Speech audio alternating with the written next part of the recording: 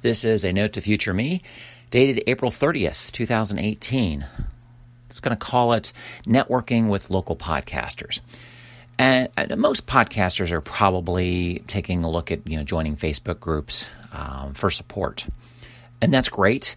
I think the advice and the questions are answered quickly, succinctly, but really nothing in depth.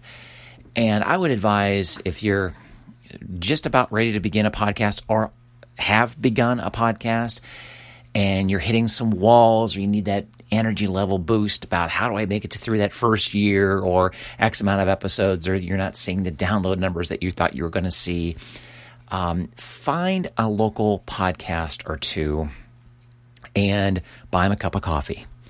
Get them out, ask them some questions. You are going to be so surprised how much information and how much energy is going to be coming from that coffee meeting with that local podcaster.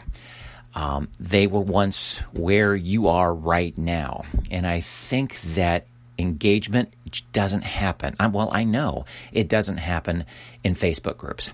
Find a local podcaster to network with, to talk questions with. Again, buy them a cup of coffee, lunch, whatever it might be.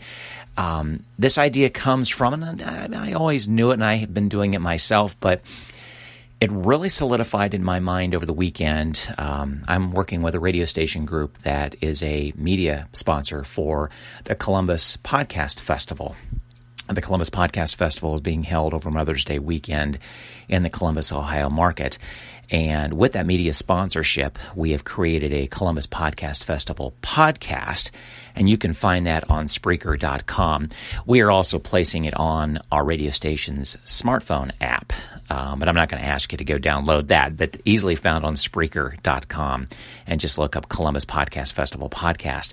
I was able to interview EM Over Easy, Ohio v. the World, Amanda's Picture Show A Go-Go, Canned Air, and Lust Mordia. And from all of those interviews, I could tell you with no doubt that you need to find your local podcasters and network with them. They all had not the same story, but the same situations that they had to get started. They are all in different situations and different time periods with their podcasts. For example, Canned Air is already in their 5th year. They have a much different story, but they also have that ebb and flow over the past 5 years of keeping that energy level going. And the one question I did ask of all of them is advice to new podcasters. And to a podcast, they said, just get started.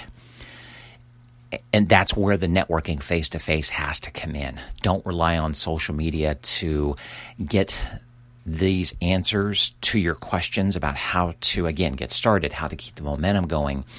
What do I do when I reach this wall and such? Find a local podcaster to not necessarily become a mentor for you, but maybe you could classify it as such, that they're there for you, that they're email away or they're a cup of coffee away. Those local podcasters are there, and they're more than happy to sit down and talk with you and help you through your journey. Guarantee it. Give it a try. If you'd like to, I'd love to have you sign up for my email newsletter called Open the Mic newsletter. It's on circle270media.com. Going to be some revisions to it as we move along. I've been getting some input from my subscribers that they would like to see it come to them more often, but in a shorter form and maybe a bit more focused. So I'd love to have you subscribe, and you're going to see a change in it as the next few weeks come around that I'm really eager to get started with as well too. That's at circle270media.com. Thanks for taking notes with me.